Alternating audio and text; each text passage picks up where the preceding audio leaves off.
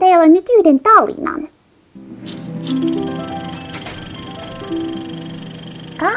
Kauan sitten, elikkäs joskus ennen vanhaan, vuonna 1876,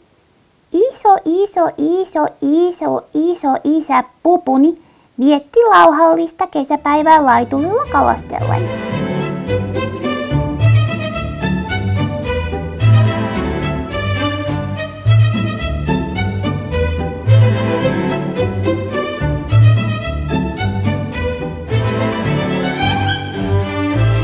Sinä päivänä kala söi hyvin. Yhtäkkiä iso isäni huomasi jonkun lähestyvän häntä veneellä.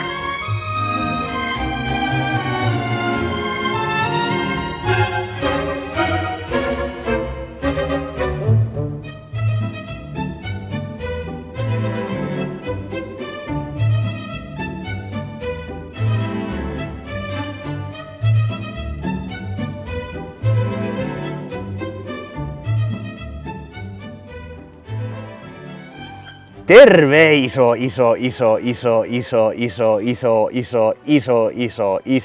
isä Pupu. Minä olen päättänyt lopettaa nämä merirosvotouhut ja siirtyä vähän mukavempiin puuhiin.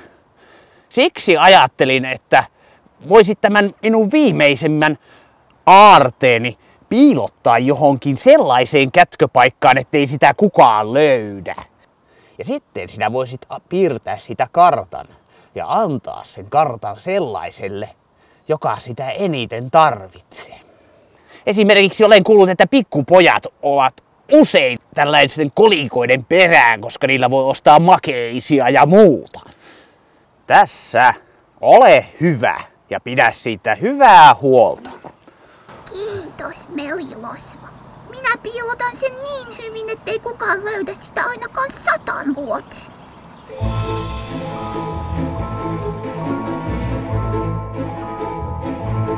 Hei iso Pupu!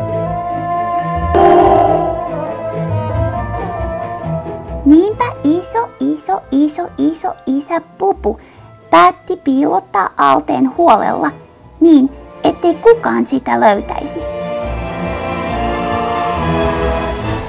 Hän kuitenkin piilsi kaltan, joka johdattaisi aalteen luo. Lopulta hän sulki kaltan kiljekuoleen ja kirjoitti kuolen päälle, että sen saa avata vasta vuonna 2014.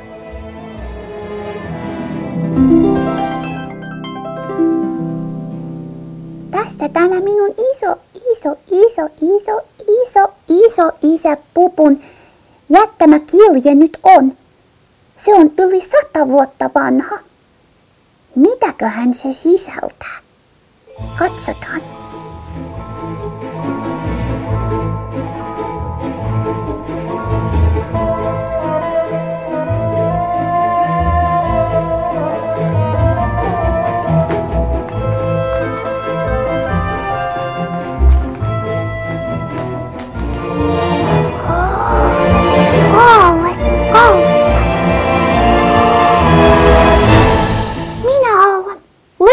Sen aalteen. Mitäs tässä kaltassa oikein sanotaan? Sakun mökki. Nupanu, eli minä. Sitten lähdemme veneellä liikenteeseen Sakun laitulilta, joka on Sakun saunamökin edessä.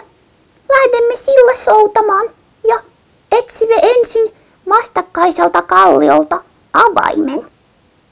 Siellä se on. Avain.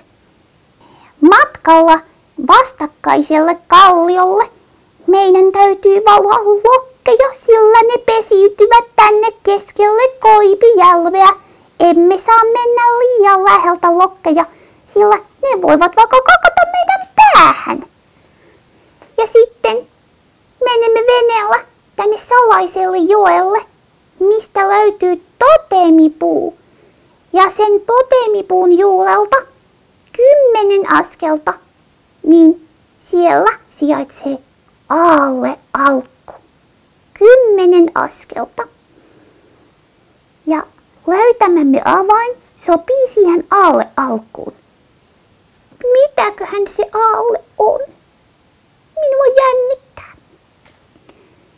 Thomas ja Eelis, lähdettekö etsimään aalletta?